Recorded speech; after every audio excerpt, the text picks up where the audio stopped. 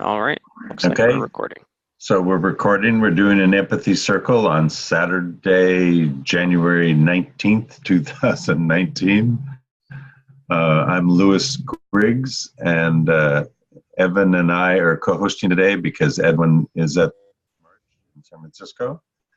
And the topic could be about the government shutdown and or anything else we want to talk about, including women's issues, given that there's a women's march.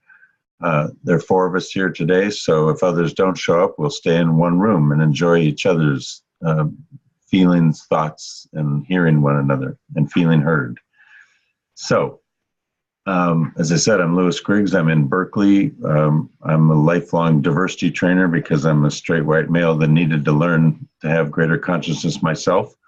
And so I try to teach what I've learned myself to others in the workplace mostly. And my political leaning has always been completely far left on some issues and far right on some issues, and on balance, quite a centrist. I've voted left and right.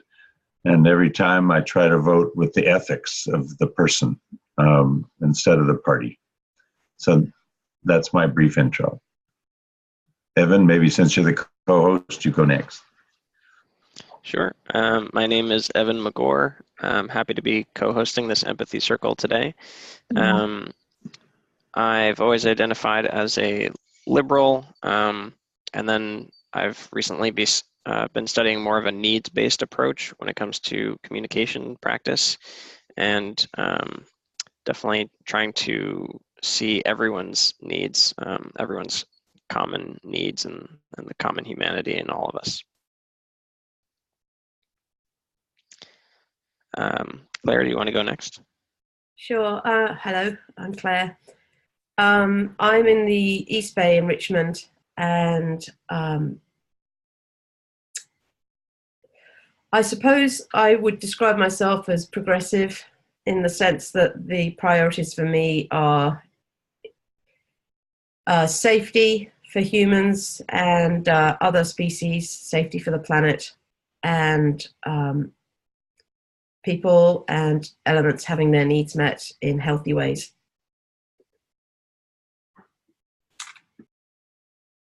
Megan. Okay, I'm Megan from Chico, California, and I have often described myself as an anarchist, which to me is I'm not down with hierarchy. Like anarchy means like no rulers, but not no rules. And that's the distinction that I think a lot of people, including people who consider themselves anarchists, don't always make. So yeah, I'm for no rulers, but not necessarily no rules or no agreements. And also a radical, meaning I want to get to the roots of things. And I've typically voted Democrat when there isn't a Green Party, but very resentfully often, and feeling like it's just, the less bad of some shit places. Okay. And if the topic today, if you're comfortable that the topic today is about any feelings about the shutdown, if not, say so, and we'll change the topic or talk about whatever you wish. But maybe one of you two would like to go first. And as you know, all you have to do is choose who you would like to hear you and mirror back what you've said. And anything from 3 to 5 minutes, and I'll put up fingers to tell you, maybe when I'm at 4, so you should wind up soon, and then when 5 and you need to close. But you're welcome, of course, to close and say I feel heard at 1 or 2 or 3 if you feel like it, and we'll move on. Okay? So who would like to start? You're on, Claire. Okay. Well, Lewis, I'll choose you if I may. All right, I will listen. I'm actually glad we're talking about the government shutdown. This is really the first chance I've had to talk about it. I've been thinking about it all the time, like a kind of atmosphere.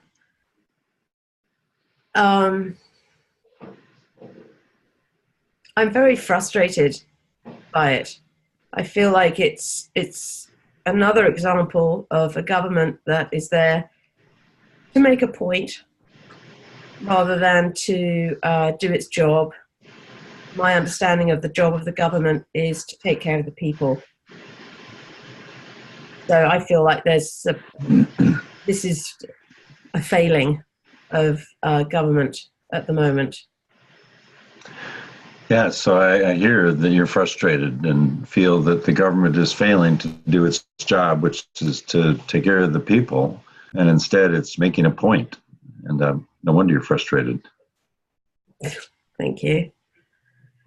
And it kind of just touches in a deeper way to how I've been feeling for a very long time in general, both in the UK and here. And elsewhere, that we see examples of governments that don't feel the impact. They don't ever seem to feel the impact of their decisions that are having ongoing negative impacts. They seem to me, and this might be a generalization, of course, but the way I'm holding it is that they get paid no matter what. They have quite good job security. And there's such a disconnect between the lives they're living and the lives they're controlling. And so when I heard Megan mention radical and anarchy and her definition of anarchy, I do honestly feel like we have to start to respond to these situations in a way that takes back the power. And I don't know what that will look like. Yeah. So I hear that you feel that our government leaders, both here and in the UK, don't seem to be feeling the impact of the decisions they're making. You didn't use the word they seem to just be voting on policies, but you did say they seem to just be just not feeling the impact. That's all, and taking their positions, and that no wonder Megan and others actually get even so frustrated they use the words anarchy, and at this point the people need to find some way to get the power back and to get our leaders to change and to be the government they're supposed to be. Is that close? Yeah, there was one piece there that I can't remember now, that I think I said. I can't either. But there was a lot in there, so I think just that they don't, there's no cost to them. Oh, that's right. That they've got their salaries and their positions. Yeah. Yes. And they don't have the impact. Not only do they not feel the impact on the people, there isn't an impact on them directly. They're not impacted by it. Right? Yeah. That's right. Then, thank you. And then you have the irony, sort of tragic irony of the American leader, using that term very loosely, who has the audacity to say, "Oh, I feel their pain," and it's like, I don't know if we're allowed to swear, but it's like, you fucking asshole, you feel nothing, you know nothing, and I dream of being in front of him and telling him exactly what I think of him and how pathetic I think he is. Right. Sorry, that's not a nice thing to say, but it's how I feel. I love hearing how you feel that this American leader seems to be able to actually feel nothing, even though he says he understands how they feel, but he's incapable of feeling what they feel, and that you wouldn't be afraid at all to say, well, fuck you, you feel nothing. Yes. I dream of that opportunity. I don't feel like anyone is saying that to him.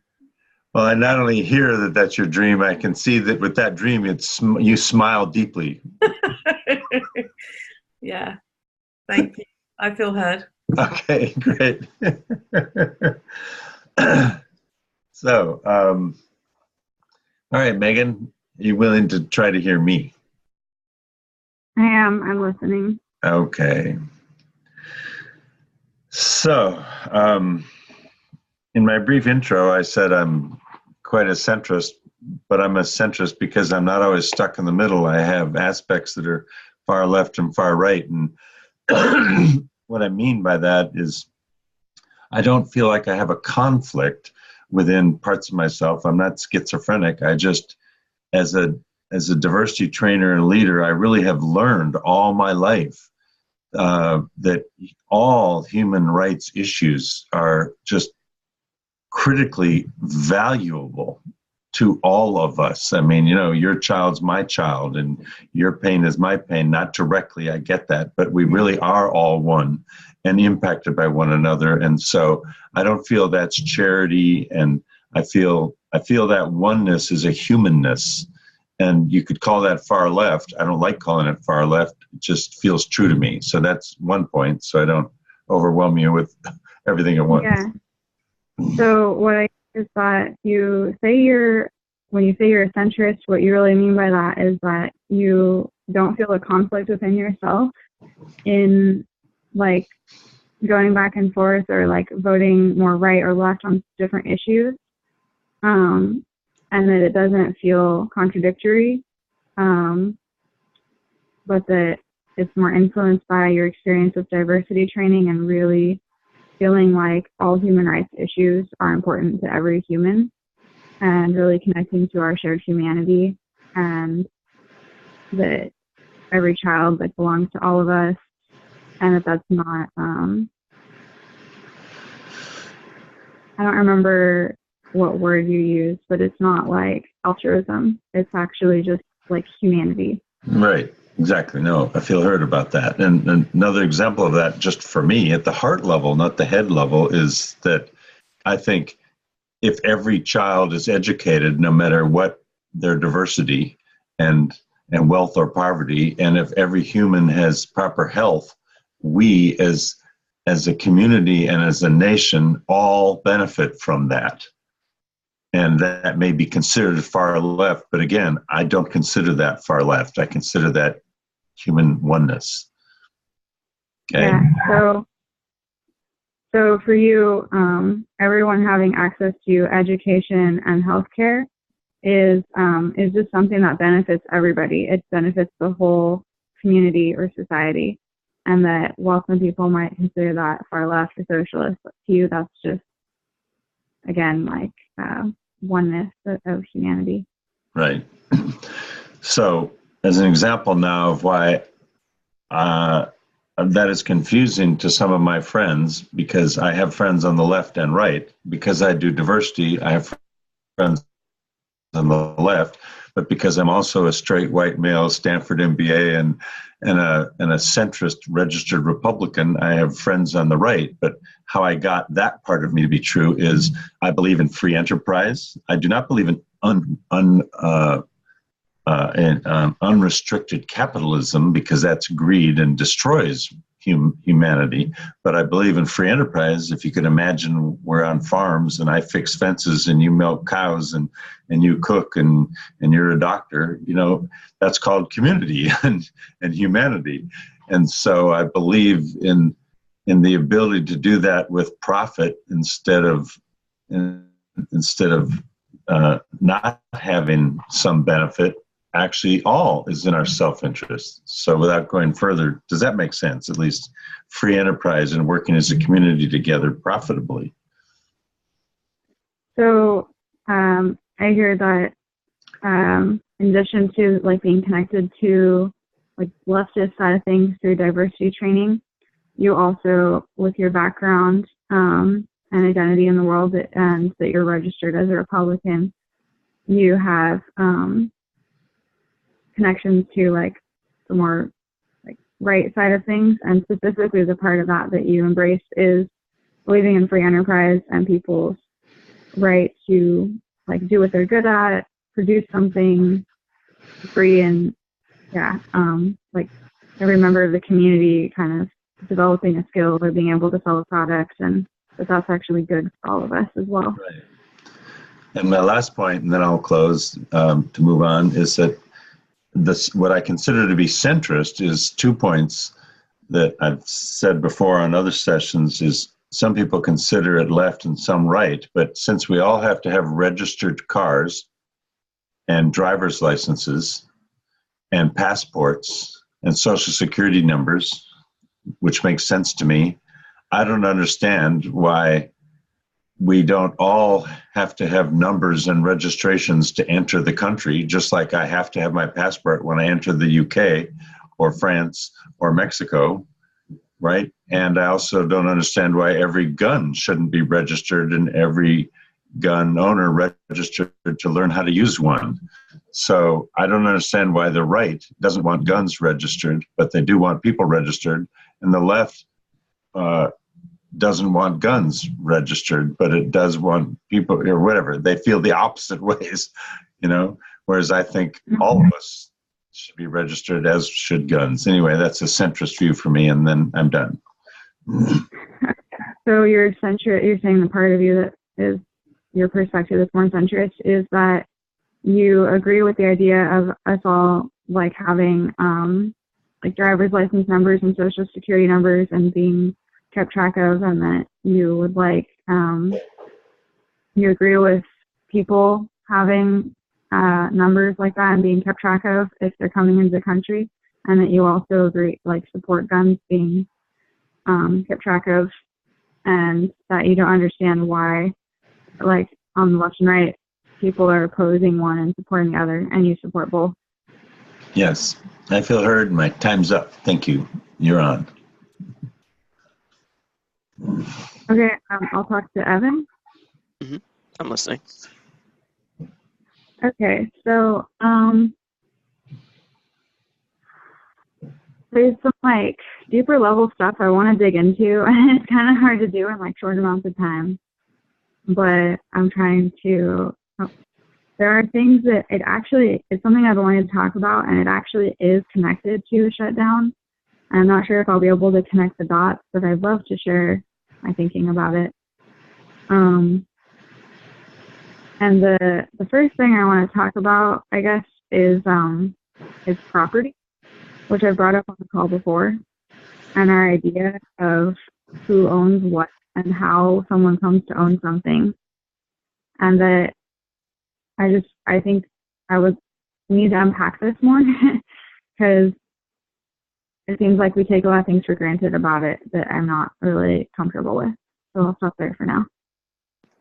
Okay, so you wanted to bring up a topic of property that you've brought up on a previous call, and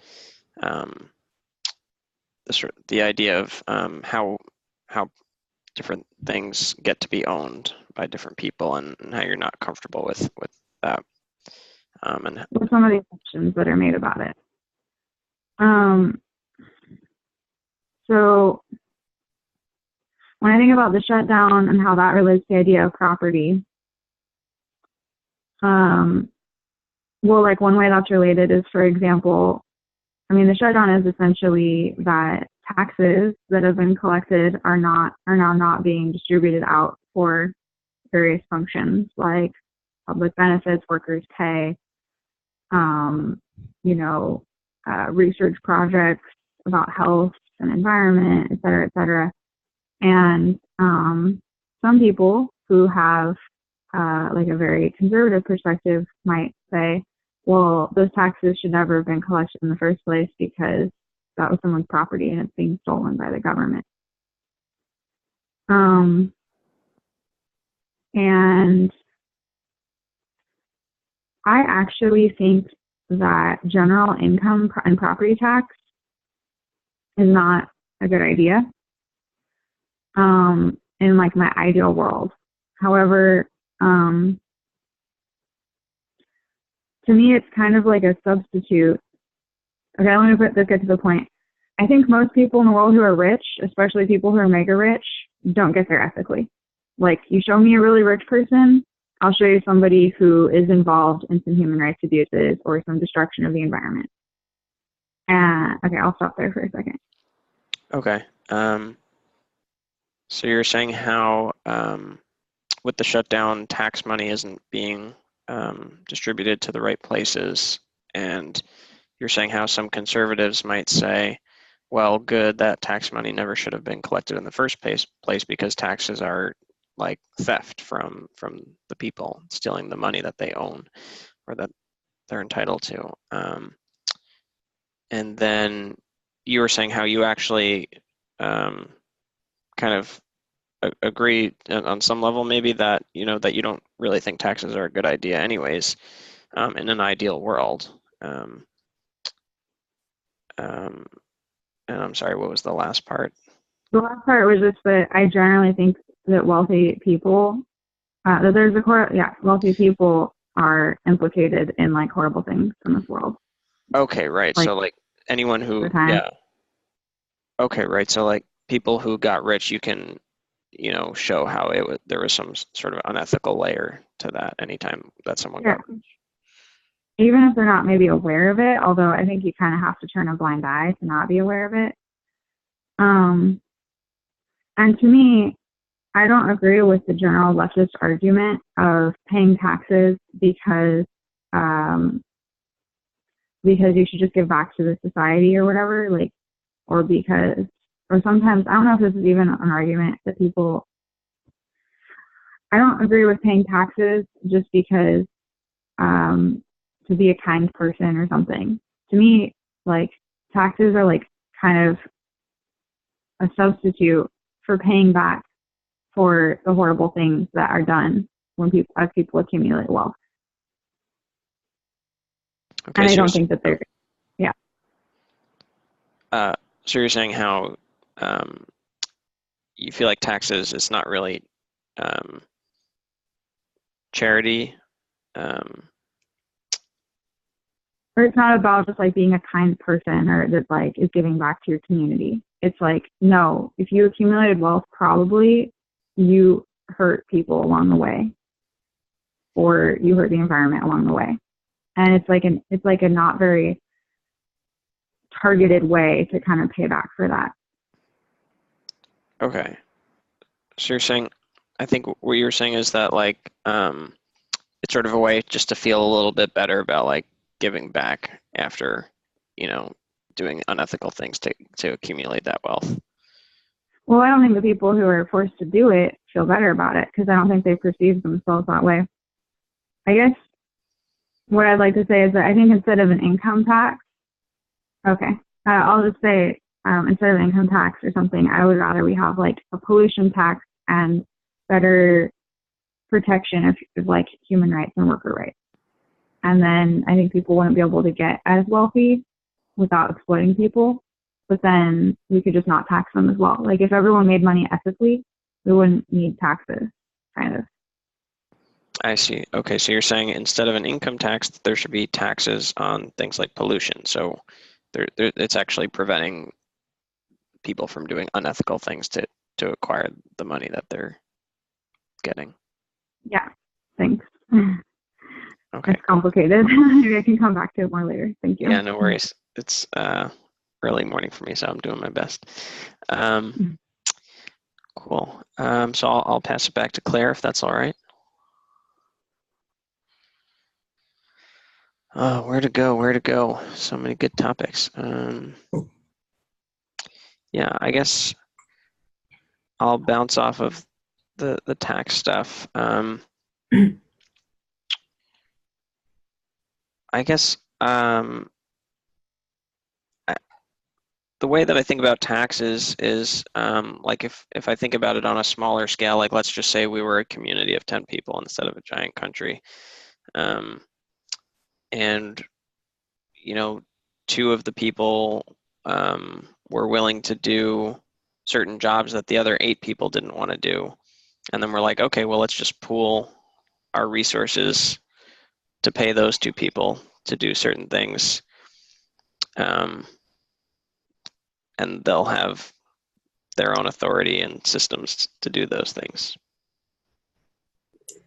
So I think what I'm hearing you say is that you're interested in the idea of sort of autonomy around skill sets, and that the value of having a tax system in a sort of micro level example is that it basically would cover people doing things that the majority of a society might not want to do. Right. Yeah. And just or just pooling our resources just to make sure that there's money to go towards things that need to get done. So the purpose of taxes in your mind is because it ensures that things get done that are important for a community. Right. I'd love to hear about different theories or ideas about how else we could pool our resources or real, I guess the end goal is just to make sure that the things that need to be done get done. I like the idea also that Megan brought up of like taxing bad behavior. So I'm hearing you repeat this idea of pooling resources. That seems very important to you in terms of how you're holding it, and that there is something appealing for you around Megan's idea of taxing people for basically unethical behaviors. Right. I was also appreciating your expression of anger towards Trump. So I just enjoyed the realness of that. Yeah. So you enjoyed witnessing somebody just be straightforward about how fucking frustrated she is. Right. With the system as it currently stands. Yeah. And with Trump. Yeah. I don't have much else to say. I guess I'll wait to hear more and maybe we can dig deeper that way and yeah, see if we can keep going some more back and forth with shorter snippets or whatever. But yeah, I feel fully heard. Thank you. Thank you. You're welcome. Okay, I'm going to go to Megan, if I may. I'm listening. Okay.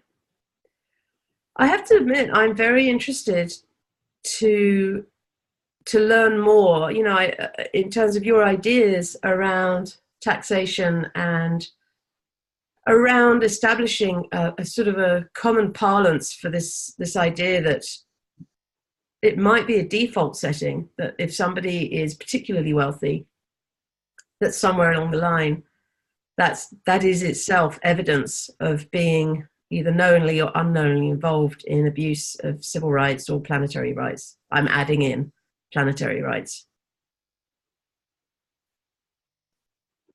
So you're interested in this idea of about taxation and the idea that wealth, or especially like great wealth, is in itself evidence that somebody is implicated in civil rights or planetary rights being disrespected. Yeah, thank you. It matters to me a lot that we develop a society that is truly representative of each like organization of beings. I feel that we're sort of at a paradigm shift point. It's like either shift or die, basically. And that's exciting, you know, because like some of the best things happen when your back is against the wall. And so, you know, I have the work that I do that I really hope can contribute to that. And at the same time, it's kind of like watching a burning building and just sort of wondering if you're going to witness the whole thing just get razed to the ground. So I hear that you feel that we are at a point in the world where we need to either change the paradigm or die, like, or we're going to die. And that actually feels really exciting to you, because some of the most interesting things can happen when your back is against the wall. Like that it could be a moment of great creativity and problem solving, but that you're also kind of just wondering if that is going to happen, or you're watching a burning building and wondering if it's all going to just burn completely down, if everything's going to be destroyed. Yes. it's kind of depressing to say that out loud, actually, and to hear it out loud. I hate the idea that that's a possibility, that we're really that ridiculous, that we have this much intelligence and creative potential, and at the same time are so willfully ignorant. You know, I have trouble with that. I'm a teacher in various sort of environments, and I feel like the gift we've been given of intelligence and possibilities, it feels willful to me that we squander that. And that worries me. It's like watching children with matches. So hearing that said out loud, like hearing that reflected back to you about everything being destroyed was kind of depressing. And that's because it's a really depressing thought to you to think that with all the creativity and intelligence that humans have, that we can't like solve these problems that we've created for ourselves. And kind of paraphrasing a little bit, and that it feels willful to you. Like it's hard to see how people aren't almost like doing it on purpose, or being destructive on purpose. And you said it feels like watching children playing with matches, like really dangerous and out of control, I'm guessing. Yeah, thank you. I feel heard.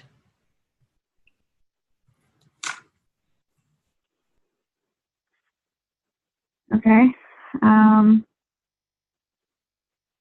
guess I'll talk to Evan another time. Listening.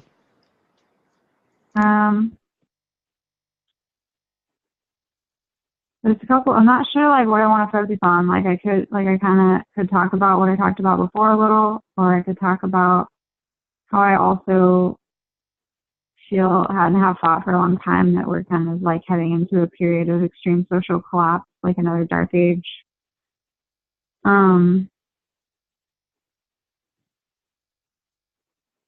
Yeah, I'll stop there. So you're not sure what you want to talk about, if you want to talk about the topic from before, or how you feel like we might be heading into another dark age, an extreme social collapse. Yeah. And it's kind of ironic because I sort of thought that for a long time. And then recently, the past few years, I actually kind of let go of it. Like I was like, oh man, all these environmental catastrophic predictions, like, you know, life's just going to keep plugging along as it always does. And then just as I kind of gave up on all the like doomsday predictions, it's like, wait a minute, actually things are really bad. And probably we are heading into a collapse period. So you're holding on to those ideas of bad things happening to the environment, and then recently you kind of let go of it for a while, and then it just sort of crept back up, and now you're thinking like, yeah, we might be headed for a disaster. Yeah. There's different things that come up for me saying that, like even just the fact of saying like that we're heading for it or in the future kind of ignores that it's like already here for a lot of people. Like that there's already, you know, all these crises around the world where people are suffering in really extreme ways, and that like it's not in the future, it hasn't caught up to me as much yet. Yeah, so you're saying how the disaster is kind of already here. It's just not happening for you directly, but it's happened. There are crises in the world that are going on already. Yeah. Although, I mean, I live right next to where the campfire happened recently. It was in national and international news, and you know, we have like a housing crisis here now because of all of the people that were displaced from that. So it does feel like it's kind of catching up to me now. So it does feel like it's catching up with you now because there was the campfire that was near you, and you noticed how all these people around you are displaced because of that. Yeah. And I guess I'll add something about like what I was saying before, since it seems like I have a little more time.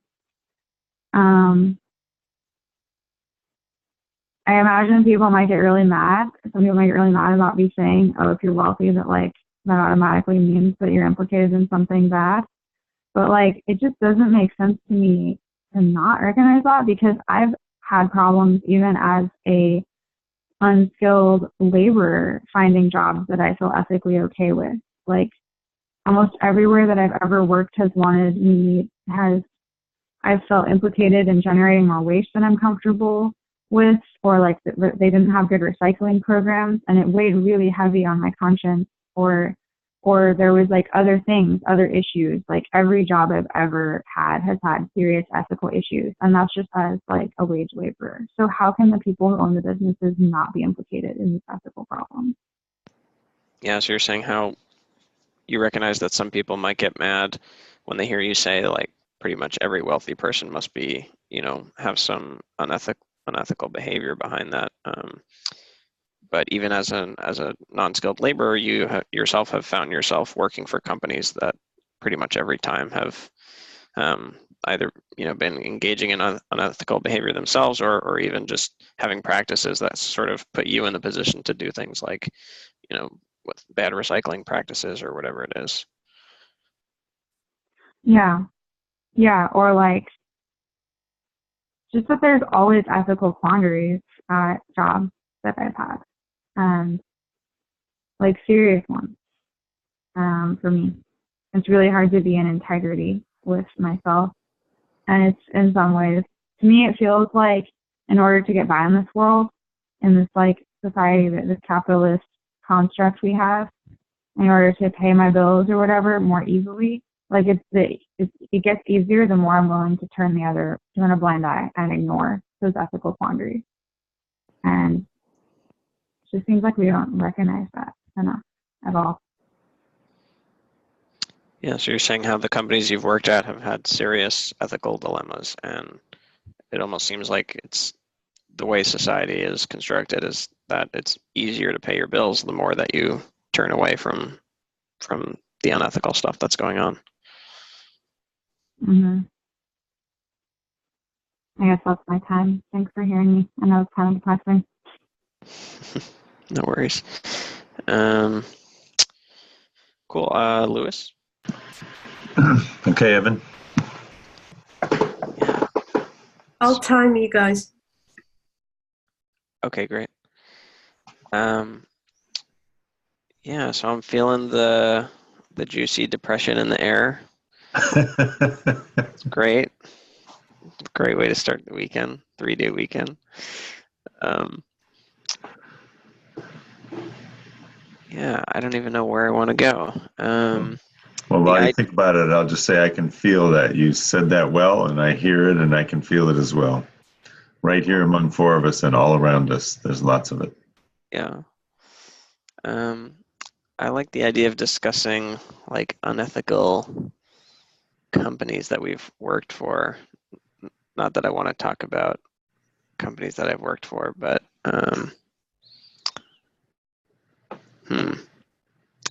maybe I'll try to put some hope back into it. There are a lot of great nonprofits out there doing good stuff.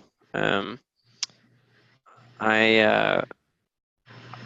hope to be able to go back into the nonprofit world again someday and really find a true calling there at something that's feasible that I can still be able to live and sustain myself with. Yeah. So given the consciousness we have about how all too many companies are doing something we can find something unethical with, that you hope, pun intended, to add some hope to the conversation instead of just the downside. And so there are a lot of good nonprofits out there, and you, in fact, yourself hope to get involved with a nonprofit doing some wonderful work. Yeah. I used to, when I was in college and a little bit after, I used to be one of those guys waving at people in the street, say, hey, do you have a minute for the environment? And try to get donations for the environment and some other nonprofit sort of liberal causes. Or sort of like a Guns for Hire to raise money for different groups. Wow. So both in college and after, you were one on the street raising money for nonprofit causes.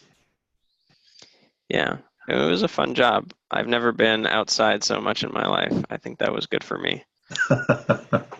So it was even good for you to be outside getting exercise and interacting with people asking for money.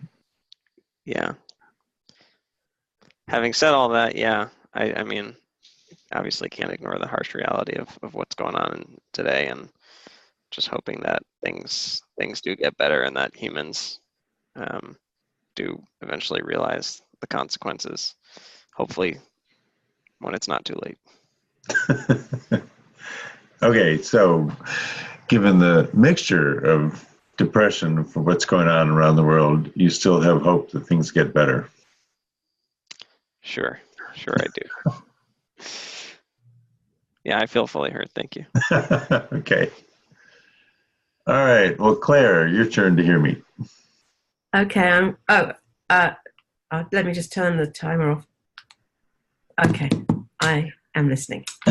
So a couple of things. First, just on the government shutdown, I feel very clear that government shutdown should not even be legally allowed within our government. There should be a law that whatever disagreements are happening when bills are trying to be passed, it should not be allowed that that the government budgets simply don't get passed and that the government shuts down. Period. So for you, it's very clear that this is a completely non-negotiable truth, that the government should never really be able to be shut down and bills not get passed and payments not get made, that should not be a negotiable issue around issues of governance. Right. Another thing I feel clear about, both the US, the UK, and obviously all over the world, we're seeing that the voices of the underheard are what are being spoken. And that's why people are getting elected that are so-called more populist. And there's frustration in the US and the UK and lots of places that the politicians aren't hearing and representing the people that haven't been as well represented as the middle and upper class, or as the upper classes have been. That's oversimplistic example of what's happening. So your sense of things is frustrating to witness is that the people in governance are really only hearing a minority of the populace, and there's a general majority of humans who are not being heard, not being represented or considered in the way politics is happening at the moment. Yes. And actually, that's the good thing about our democracies, even though there are pros and cons of the two, and there are pros and cons of the British and the European versions. I'm well aware of them all and the pros and cons of each, but the bottom line is still true for all of them, that the good news is democracy does kind of work in that whatever seems not to be working after things have been voted this way for the last 2 to 4 years, at least does shift. Even though it's chaotic, at least it shifts. So for you, there's kind of a safety valve button that you believe in, that you do have faith that democracy actually rights itself, however messy that can get at times, that the way the system is structured, things do change, even if it takes like 4 or 6 years for Yes. the voting to have its effect. Yes, it's far more attractive to me than what's going on in the Soviet Union or in China or in Turkey or in all the places where or in Africa or in all of the places where they pretend there's democracy, but there's actually none at all. So you do feel like you can have faith that what we call democracy here in the States is more reliable than what is being called democracy in Africa or Russia or some other countries. Absolutely, because the good news about having some narcissistic asshole like Trump in, 51 to 49 is that at least enough people are saying we've had it and we're not willing to accept this, and it will get overthrown, guaranteed. So what you have a lot of hope because you genuinely believe that people's dissatisfaction in the American democracy or democratic system will be enough to create the change, that there is room for that voice, these voices to come forward and thereby affect a righting of the system. Absolutely. I don't even think Trump will run again. I don't think even the Republican Party will renominate him again. I even think he might be impeached, but even if he's not impeached, I don't think he'll be renominated. So you live with this sense of assurance that Trump is just going to disappear. Yes. And not even put himself up for re-election or be put up for re-election by his party. Right. And I even hope and think that maybe, just maybe, the UK will have a second vote on Brexit. And that this time, instead of 51-49, it'll be 49-51, because they will have all learned there are pros and cons, but the costs seem to be much greater than the emotional desire had hoped it would be, and that this time, maybe, therefore, it'll be turned over and we'll get back to the UK being part of Europe.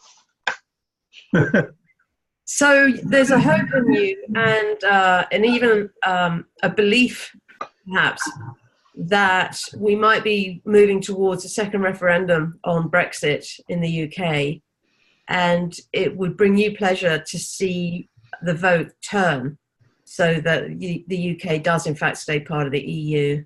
That would feel good to you. Yes, and I can see my time's up. Thank you. I feel heard. Thank you. I'm just taking a moment.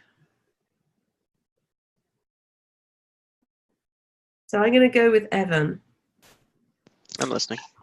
Thank you. And I'm not sure where I need to go.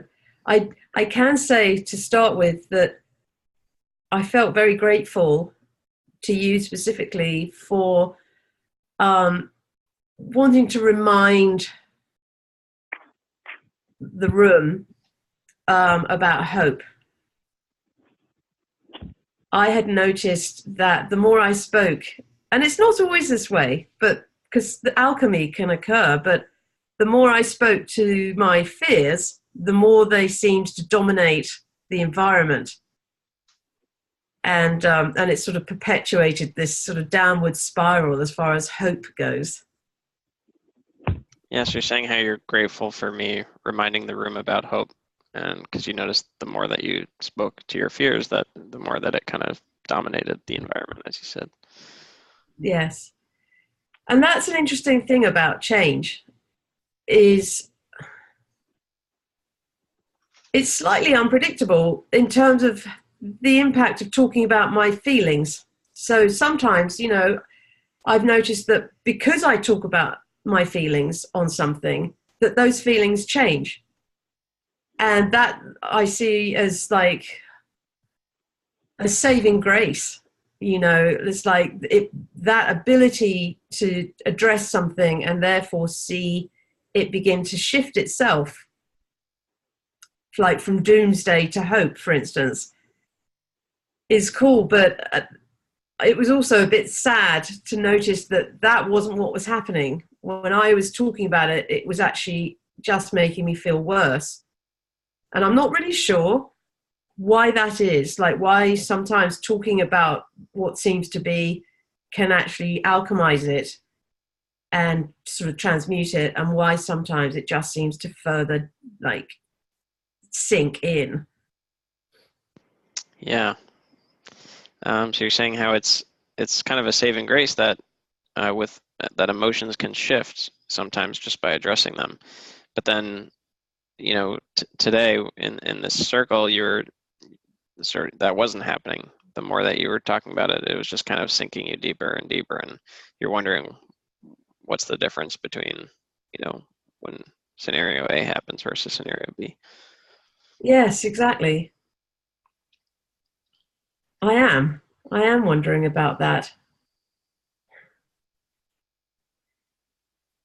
I've noticed that I can shift myself. Like, so if I feel a certain way about something, I can actually go in and kind of, it's not exactly cheerleading, but it's kind of like there is a place I can find inside myself that reminds me that nothing is fixed. And it just, maybe it's just a fluctuating thing, that sometimes I feel despair and sometimes I feel energized because I know that we can engage in change.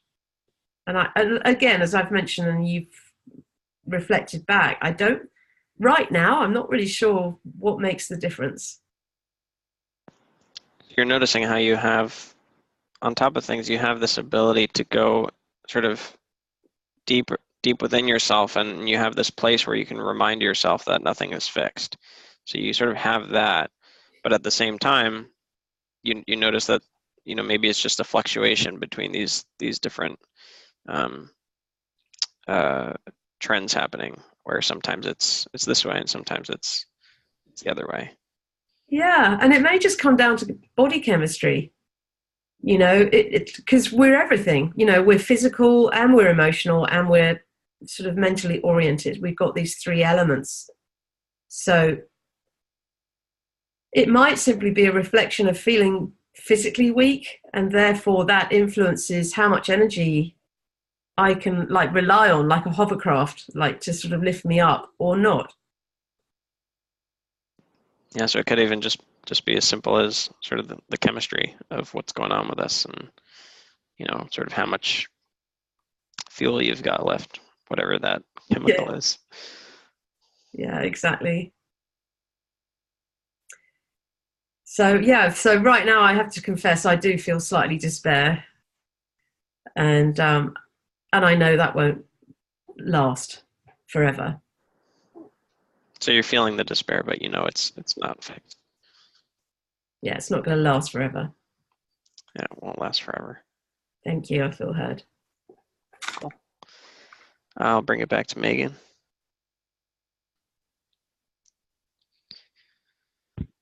I love talking. Okay, great. Thank you. Love talking about feelings. I'm really glad that Claire brought it up. I love theorizing about, why we feel one way or the other.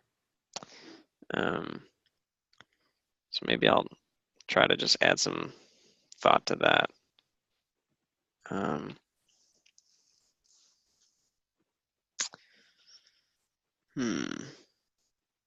Sorry, I'll just take a moment, use some of my time to figure out what the hell I'm talking about.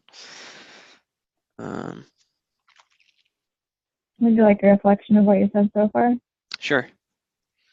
I hear that you like talking, or you love talking about feelings and theorizing about why we feel the way we do, and you'd like to add something to that.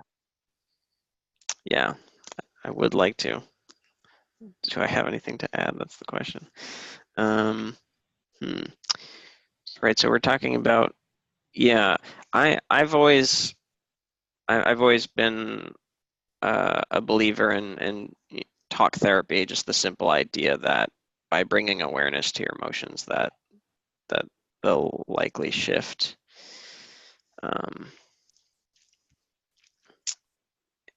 And when it seems like you're sinking yourself deeper, I mean, assuming that you're not stuck there forever, maybe you are it's just a longer shift. Maybe that's it. Maybe that could be the thing. So you've always been a believer in talk therapy, that talking about feelings helps them shift, and that even when it seems like they're not shifting, it doesn't, if I understand correctly, that doesn't mean that they're permanent. It's just a longer, or it's a slower shift. Yeah, maybe.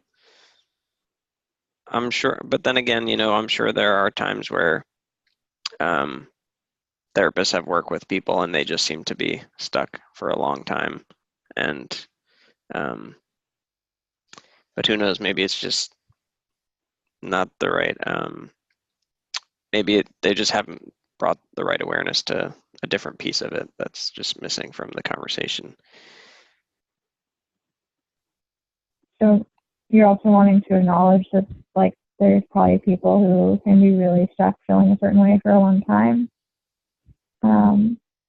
But that maybe that is because, like, awareness hasn't been brought to a certain thing that is needed in order for there to be a shift. Yeah. And when I was hearing you reflect that back, I'm also realizing that I feel myself totally generalizing, and I also want to mention that I also believe in other types of therapy, and things like, I feel like drugs can also help some people for certain periods, and there's all kinds of things that will help.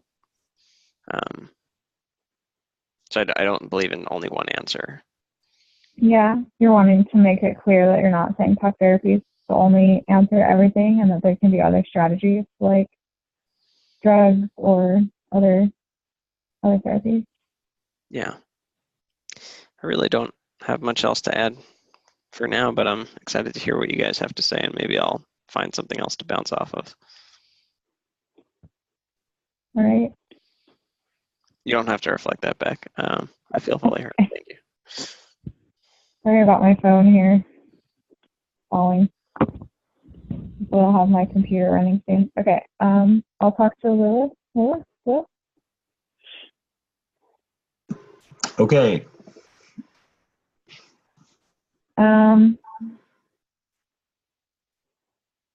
So something that I wanted to raise, kind of goes off of what Evan said before, is I'm actually not that excited about nonprofits as like a way to have ethical work.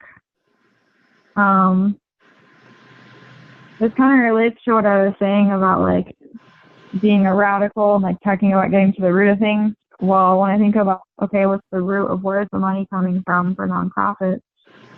It's coming from donations from people who have made money doing something.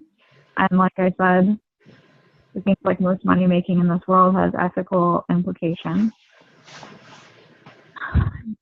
And then the people who, it's like this paradox, because generally speaking, it seems like the people who are the most willing to step on others and not care about the effects of their actions are the most able to accumulate wealth, and they're the least motivated to then donate it. Or nonprofits can get money from government grants, which comes from taxes where the people were forced to give up some of their money, which ultimately results in social conflict if it's too much, because then the people who have it get mad, and then there's, social breakdowns at some point. Okay, so if I understand correctly, you're coming back from what you said before. I mean, you're continuing with what you said before, that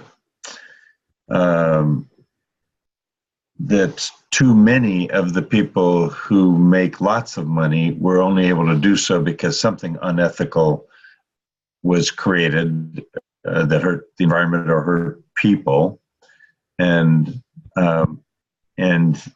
yet the alternative, which is nonprofits that are either getting their money from contributions or government grants, which come from taxes, which therefore come from some people feeling too many taxes, or taxes are too high and being spent that way. It's like, I can't remember quite your conclusion, but that somehow there doesn't yet seem to be a way that works well or pleases anybody.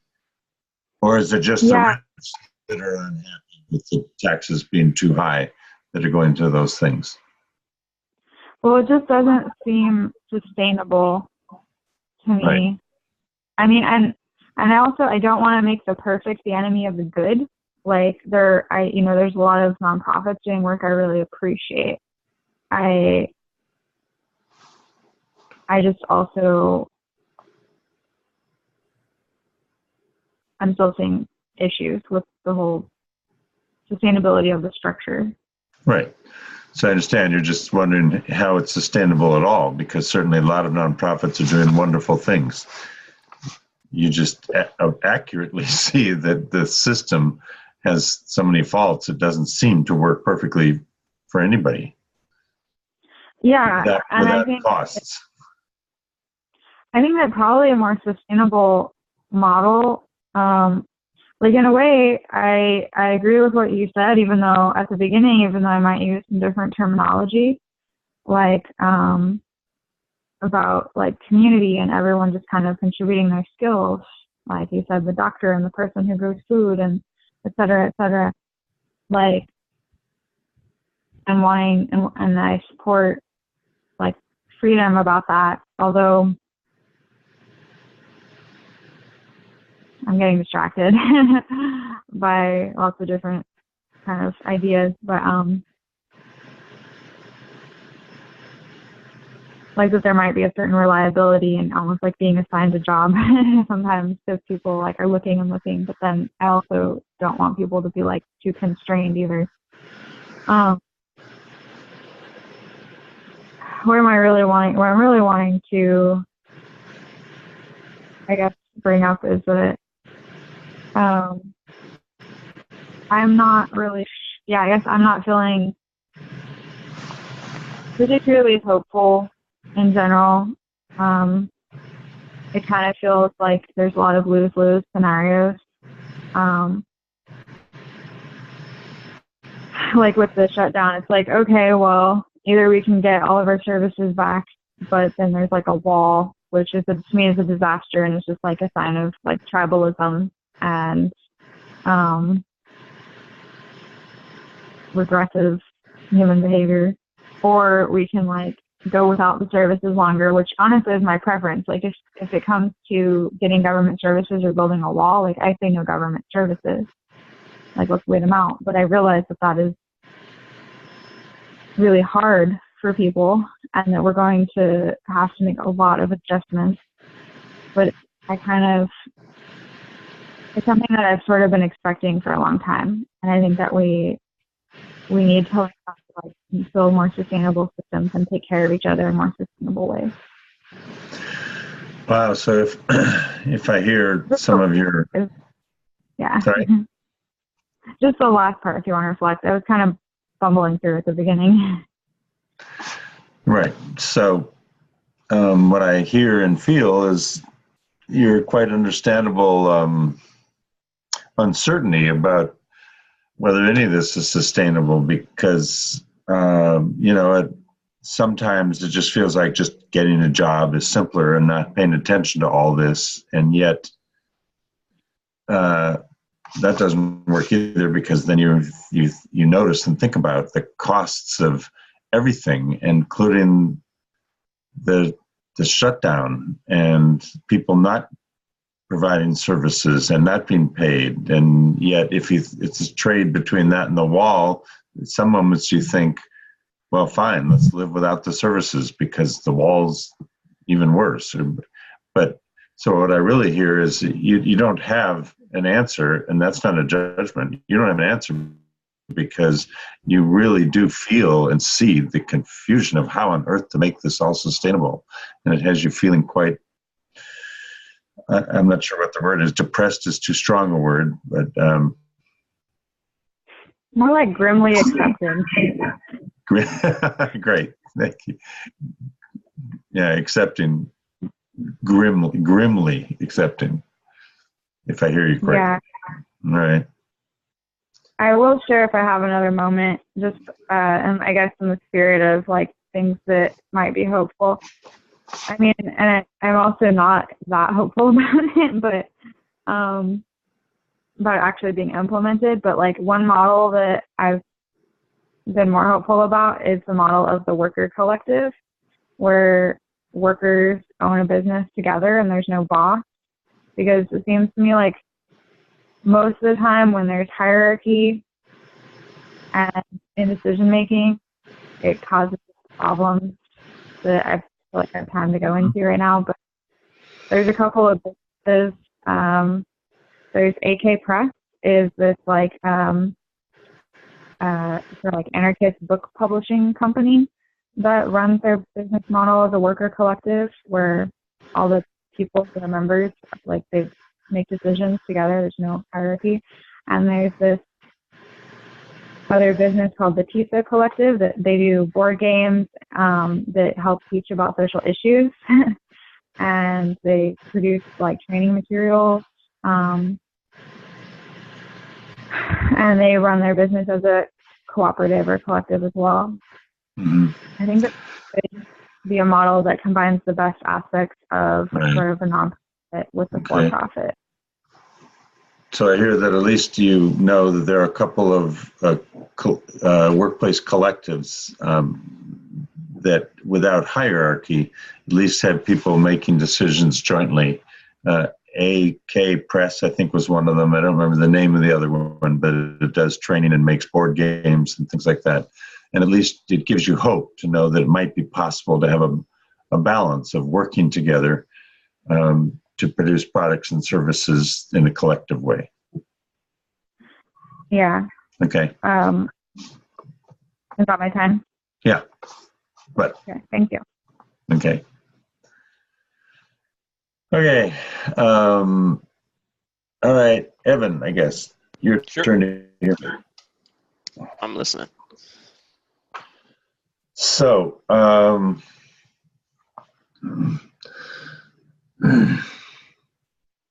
guess on this issue that you raised, Megan, I want to, with respect, say that an even more extreme version of that I've learned from my bipolar schizoaffective daughter, who just can hardly even eat eggs, even if they're not in a cage or anything, because of the negative impact of how the chicken was treated or whatever.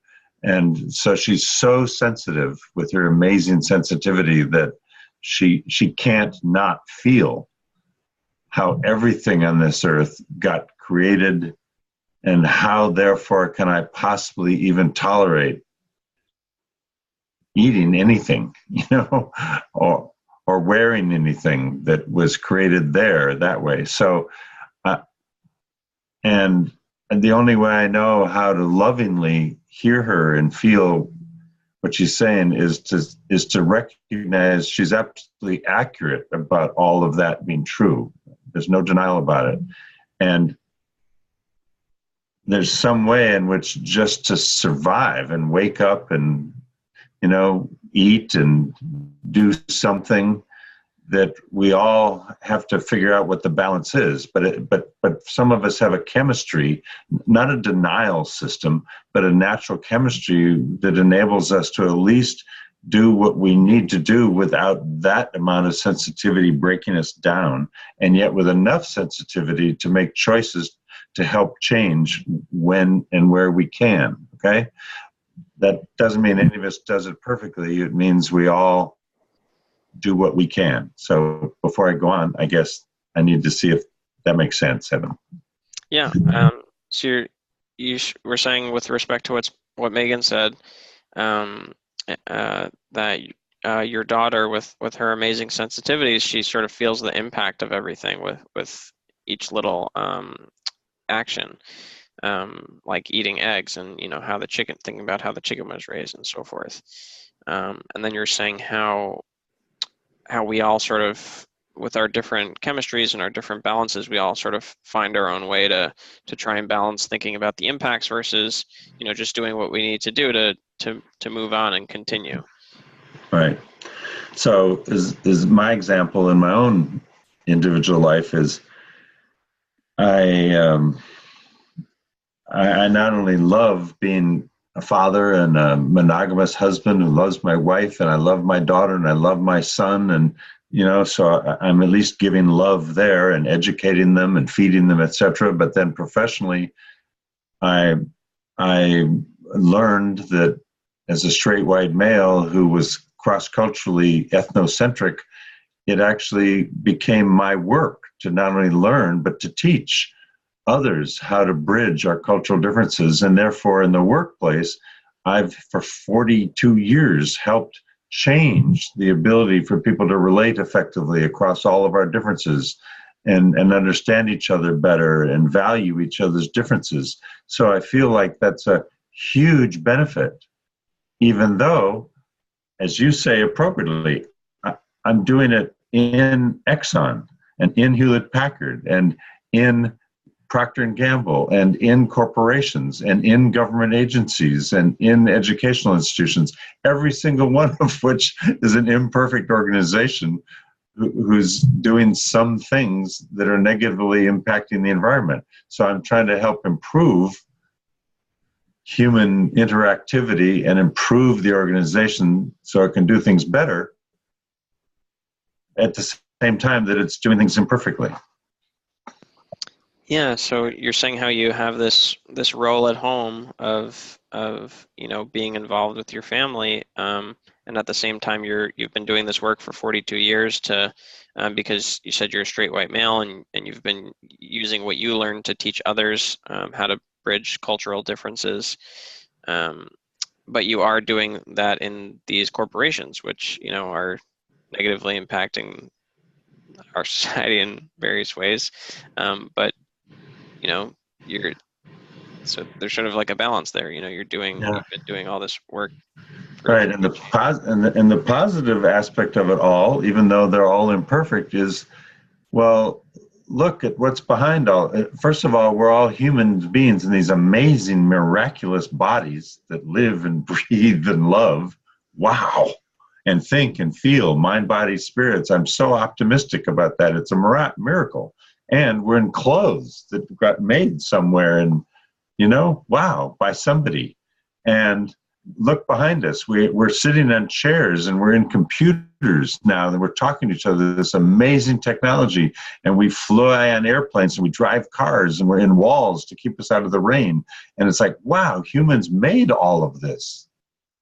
It's astounding. And so that's all wonderful, even though it had negative consequences. So absolutely, we need to use the creativity and the consciousness that created all this to also help do it with less detriment to the environment and to other humans. And if we can all become one and use that consciousness to make it more efficient instead of have such negative impact, then we must, or the whole earth will destroy. And so I trust that we will, because look what we've been able to do so far. So I'm net very positive and optimistic, even though at moments, thank you, Megan, and I really mean it, and thank my daughter, we have to look in the mirror and go, oh shit, wait a minute, I shouldn't eat this, and I shouldn't do this, and I shouldn't buy this, and I shouldn't vote for this jerk, but at least let's keep going on and trying to improve everything we're doing with this brilliant mind, body, spirit, and soul, and having these wonderful conversations and hearing each other. Thank you. Yeah, so you're saying how you're net positive because you see the miracle of the human experience and everything we've built, and how we can use the same creativity we use to build everything to take a step back and look in the mirror and say, oh crap, let's try to reduce suffering and reduce harm to the environment. Yeah. The same thing was said much more briefly. Thank you. No problem. You're on.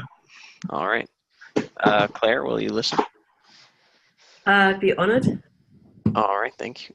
Um, yeah, I guess the only point I have to say about nonprofits that I can think of is that um, a lot of nonprofits are lobbying the same way that the evil corporations are, to change law and change the way we do things. So I think that's a good thing, because nonprofits could be, I'm not looking into these right now, but they could be lobbying to end lobbying. So nonprofits can be working to dismantle the systems that they work in.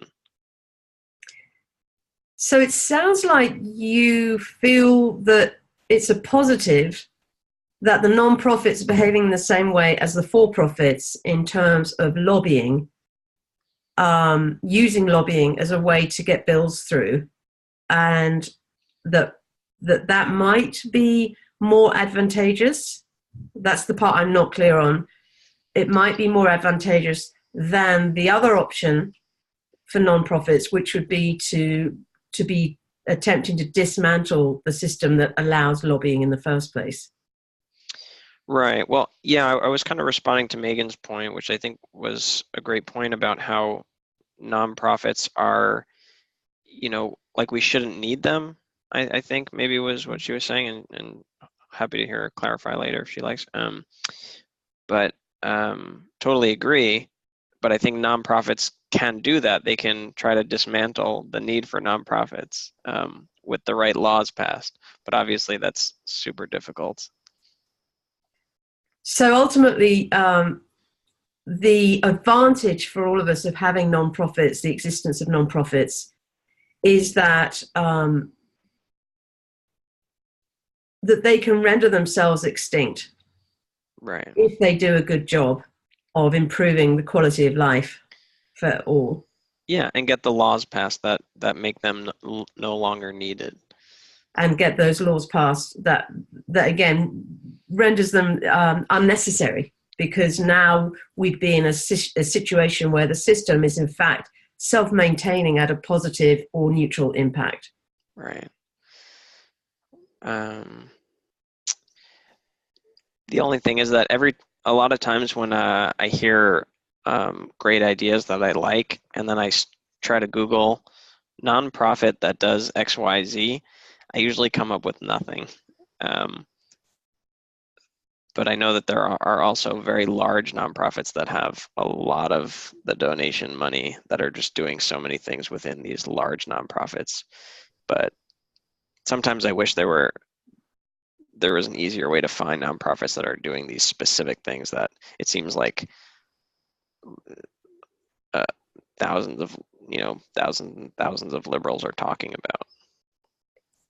So sometimes when you're trying to find some of the nonprofits in relationship to specific activities, that's challenging. Like, you're not always getting stuff showing up in your search results. It's much easier to find the larger organizations that with maybe a more blanket impact that they can document, and that you'd actually really like it if you could find some of the smaller entities that are doing more specific or unique work.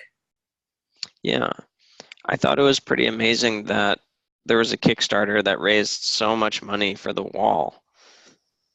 And I would love to see the same idea applied to things that I like economic distribution of wealth, or things that I think a lot of liberals are wanting to do. And so, it's like, cool, let's pool our money without government. Let's not wait and see whatever we can do that's legal. I think that would be really fun and cool. So even though you may not agree with the wall idea, the fact that it was possible for humans to come together regardless of the government and actually raise their own funds and take the initiative to establish a collective, a financial collective with a social will that was in harmony, you see that as encouraging, because it's like, well, that model exists and it shows that it works. So let's do that in other ways, that feel more aligned with the future that you'd like to be part of. Yeah, I feel fully heard. Thank you. You're welcome. Lewis. Okay, go. So, like Evan did earlier, I'm going to just take a moment to just see what's real for me right now that I feel wants to have voice.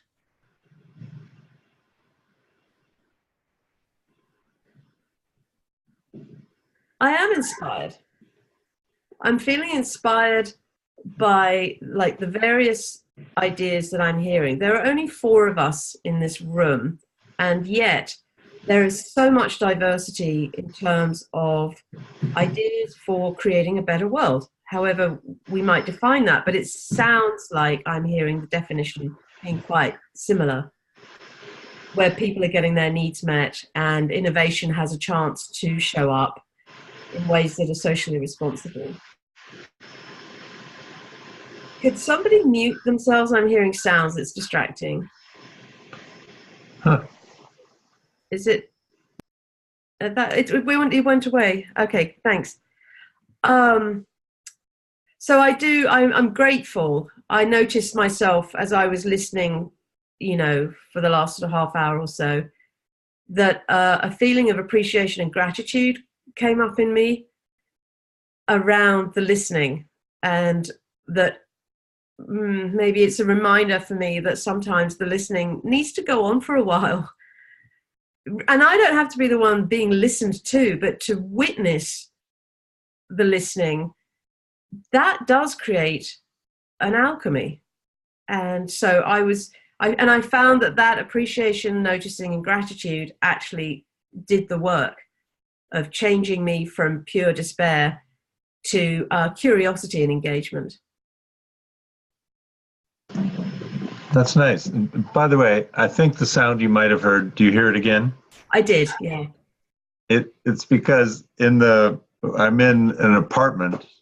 My wife's in the second floor. In the floor above, there's this little 1-year-old boy that runs on the floor and is playing with toys and things like that.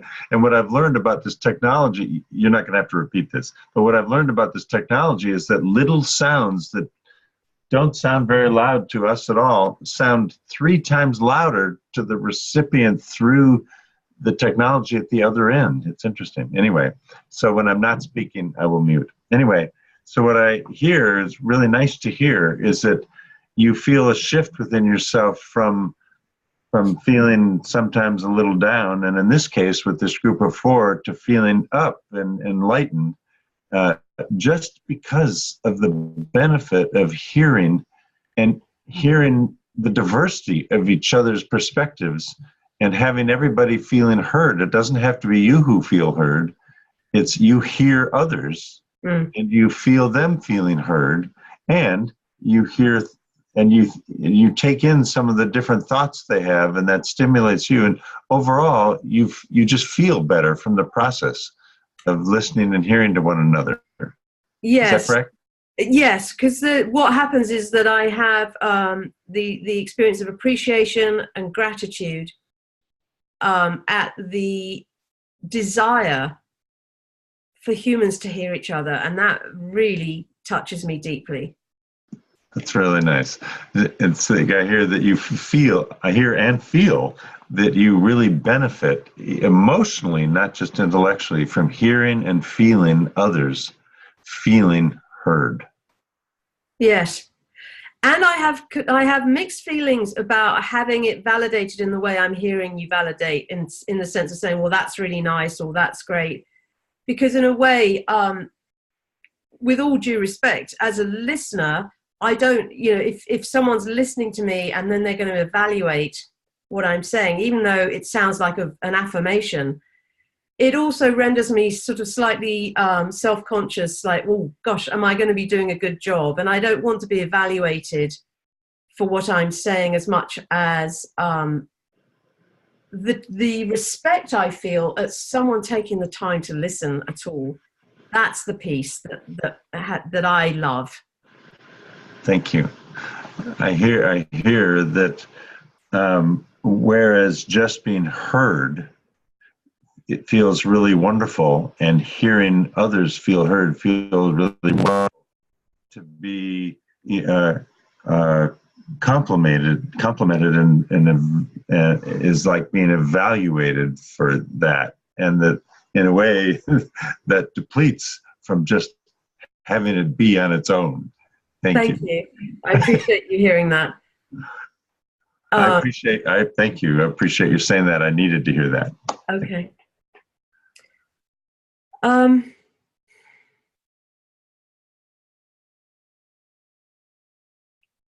I think I just want to repeat something. I'm feeling deep love right now. Like I'm feeling that appreciation for the possibilities that are being mirrored, like just by these 4 boxes. And I'm very conscious of the fact we're all in boxes, like all these angles everywhere. I'm not fond of that right now. I wish we were all in like cob buildings or, Gaudi-esque environments or outdoors. I feel like this is part of the issue, is that we think of in terms of efficiency only in our design. But yes, so thank you. I think I just want to say thank you, because that sense of instead of feeling fixed, I feel like things have been opened.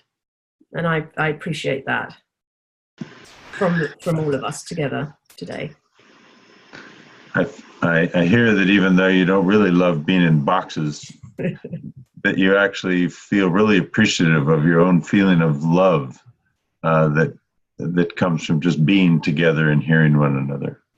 Thank you. Yes, and I feel fully heard. Okay. Okay. All right, Evan. I'm listening. I'll time you. It's so good for me to not be certain what I'm going to say, because I'm such a talker.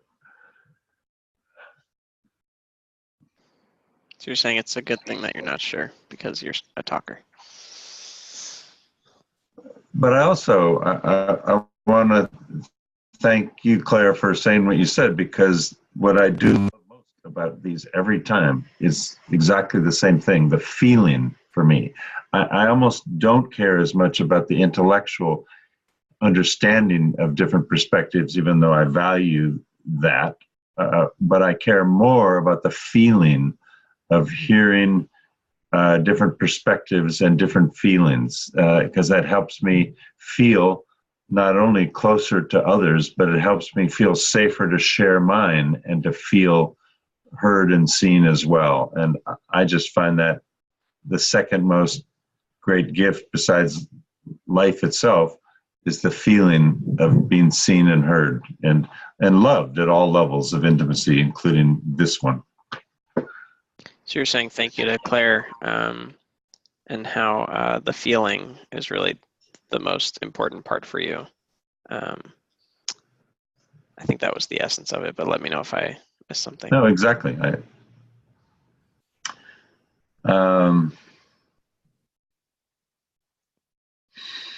Boy, I'm going through government shutdown, women's rights, politics. I'm going to shift and be even more personal, since I love how we're getting more personal. And given that the Women's March is today, and given what we've just shared, this second most important thing to my life besides living, and I have actually died twice in this lifetime and come back. That's another long conversation, but because therefore I'm so grateful just to be alive. The second most valuable thing in my life is the love I have with my wife and my children, and then the love I can share at different levels with everybody. Okay? So repeat that, and then I'll tell you the more personal thing I want to share. Sure. So you're saying how you have actually died twice and come back, and how that's given you this appreciation for life. and that's actually your number one most important thing is appreciation for life itself, and then the love you share with your wife and your kids, and then the love that you share with everyone else. Right. So given that there's a Women's March today, although I think every day should be the value that women are to all of us, is that I am really, really, really grateful for all of the uncovering that's happening with the Me Too movement and women all over this world who are finally speaking and being heard about the violence against them, and even the non-sexual control and manipulations. So whether it's sexual or verbal or physical, at this moment, there's no difference. It's all invasive, and it all depletes the power of woman, and it depletes the gift that woman is, not only to every other woman and child, but to all of us. So that's a general statement, and then I'll tell you the personal version of it that I love. Yeah, so you're feeling grateful for the Me Too movement and just sort of the uncovering that society is attempting of the violence against women, and that uncovering is sort of a gift because of woman being a gift and such a value to society. Yeah. And then I finally am so lucky to be in a relationship, a marriage with a woman whose husband had affairs in their 25 years of marriage, and I had been in 2 marriages where each wife had had affairs. And if I can say it without judging them, they just happen not to believe as much as I do, and my current wife does, in 100% monogamy that needs no discipline. It's just a gift of intimacy to just be with one. Okay, and so to finally be with somebody who has that same feeling of much preferring that, I just am so happy that what I've learned that goes with this whole Me Too thing is that if either one of us is more in the mood for more sexuality, natural, and the other is not at that moment, it is such a gift to have learned that do I really want it if the other person isn't wanting it at that moment? No, because what I really want is the love and the trust. And for me to learn to, no matter what I'm desiring, to be able to notice if the other isn't wanting it, to be able to go, wow, well then, thank you for letting me want it, but thank you for letting me accept, no, not now, because what I get in return is still pure love and trust. And that's what I want. Instead of anything I think I can steal or you'll put up with. It's like, what a gift to finally learn that. I wish not only every male, but it all sometimes goes both directions, but it might be 90-10 or 80-20, who knows? I'm really glad to have it. So thank you for letting me share that. Yeah, for sure. I think Claire was saying that's time, but I'm happy to obviously reflect that back. So you're saying how you have this appreciation for your relationship, and after what you've been through with other partners, and that you have this a partner that you're grateful for because you both have this belief in 100% monogamy, where it doesn't require discipline. It's just, there's just the gift of the intimacy that you have, and how with the Me Too movement, you've noticed that in your own life, when there's someone who's interested in being intimate and someone who's not feeling that same level, what a gift it is to realize that you don't actually want to be doing something with someone who's not as interested as you are, and that it's just the love and the trust that you want, and how that's really the beauty that you find, and how you wish everyone could see that. Yeah, just holding each other, whether clothed in the kitchen with kids there or naked, but no sexuality is better than one-way sexuality where the other's not there, and I'm done. Okay, you're next. Yeah, so it's 11:41. So do we feel like we've all gone around, or should you go one more time before we close? I haven't counted. I guess I was feeling like Megan hasn't gone in a little bit. So Maybe we could do like 2 more rounds or something, and then do a closing. Since there's so few of us, the closing won't take as long either. Yeah, but 2 more rounds won't do it. We can do 1 more at the most and then close if you want. But anyone at Claire, do you have a better sense? I haven't counted. Well, yeah, even if we did 1 more round, that's 20 minutes, which we don't have, and then we don't have the closing time. Right. So I'm done speaking. So the most we would do is 3 more speakers. And even that's what, 9, that would be 15 minutes. So maybe we could do 3 more at 3 minutes each if you'd like. Oh, that's interesting. And I don't know if I actually need to speak again. So I'm happy to do some listening, but I'd be fine with just listening and not speaking again. Okay. Apart from the closing. All right. Then let's do 2 more. Let's do 2 more. Let's do 2 more at 3 or 4 minutes each, and then close. I'm good with that. So you get to speak, Evan, and after that, Megan gets to speak, and it doesn't matter who listens to you. Cool. So I'll just pass it back to Megan if that's all right. All right. Yeah, I guess I'm curious to hear your thoughts about what I said.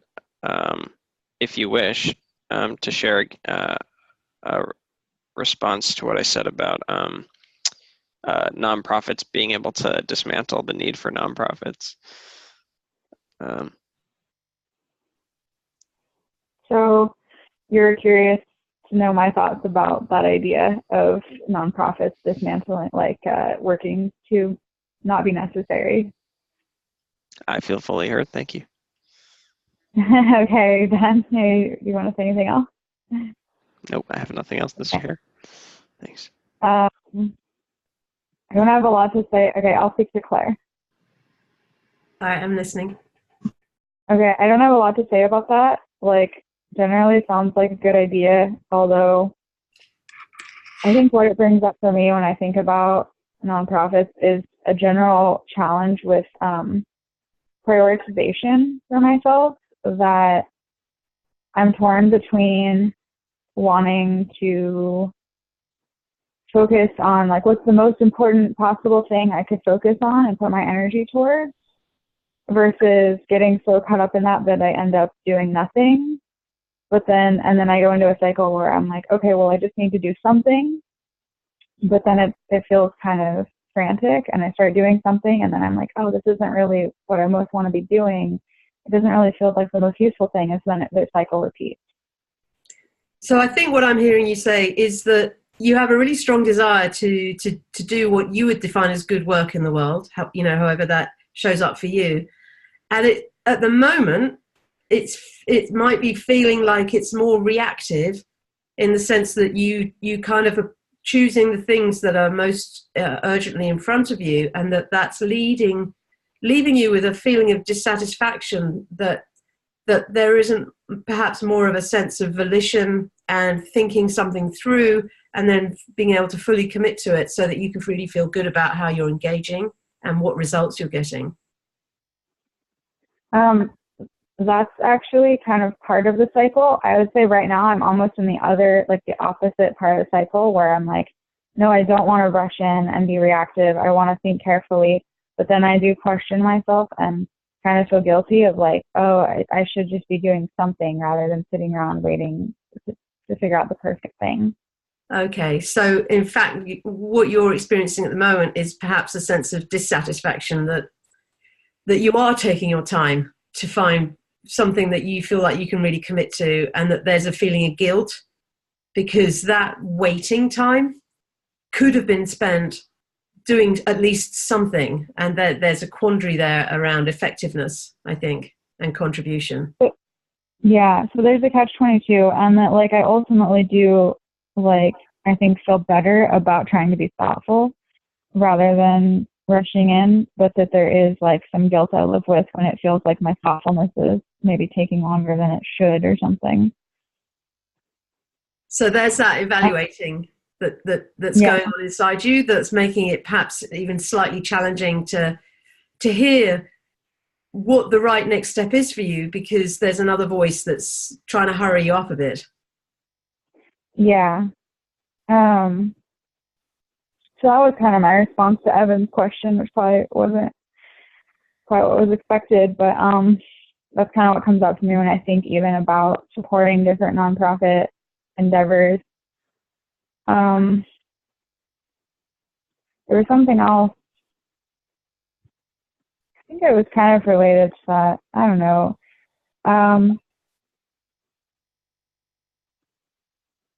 It's going to take a second, and then that means it goes to closing, then so be it. But I think I might have just one more piece to share.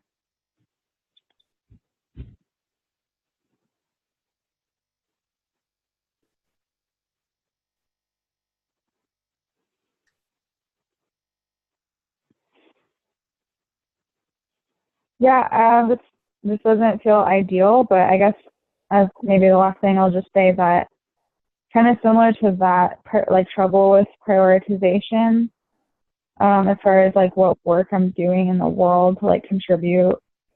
I also noticed a lack of clarity even like within the calls, where I'm jumping around between, okay, what's my purpose? Like, am I trying to have a vulnerable human connection with you all and share just like my feelings?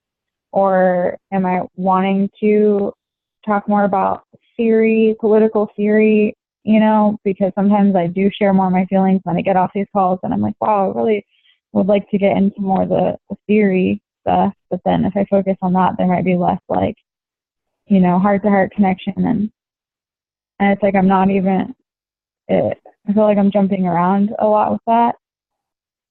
And I wish I could end on a less sort of ambivalent note, but that's what I've got.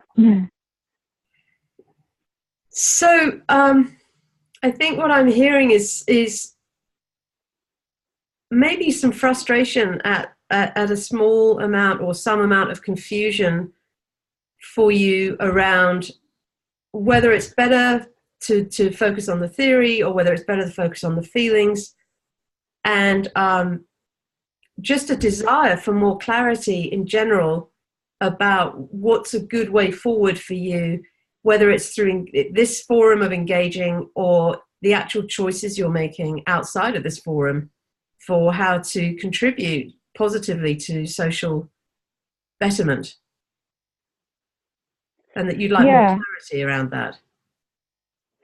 And then I just had this little inkling of feeling of like that even just sharing that struggle or that tension or that tension between those two things in the circle is actually helpful, and might somehow like being present with that dynamic tension might lend itself to what is the next stage of understanding about that dynamic tension. So I'm hearing that actually you do have hope here, that this process can help you like find that conviction and that clarity, and that just speaking to the dynamic tension is in fact that next step for you on the way to being able to recognize the choices that really will suit who you are and what you are here to contribute, that it's going to contribute to you being able to do that, this process here today. Yeah, more or less. Thank you. Well, what was the less? I mean, what's missing? I'm not sure if it's even about like what I'm going to do next so much as just the next sort of layer of understanding or something. Okay. So really just to help you with a layer of understanding that you're kind of waiting to connect with. Yeah.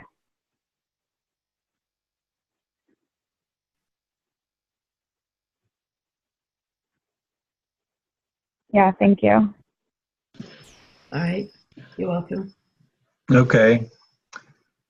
Now, Evan, if I understand correctly, in closing, Edwin sometimes, I don't know why, likes to stop the recording and then restart it with our conclusions. Why? Oh, that's a good point. Let me stop the recording and then we can talk about that maybe. All right, stopping the recording now. Thanks for watching, whoever watches this. Why?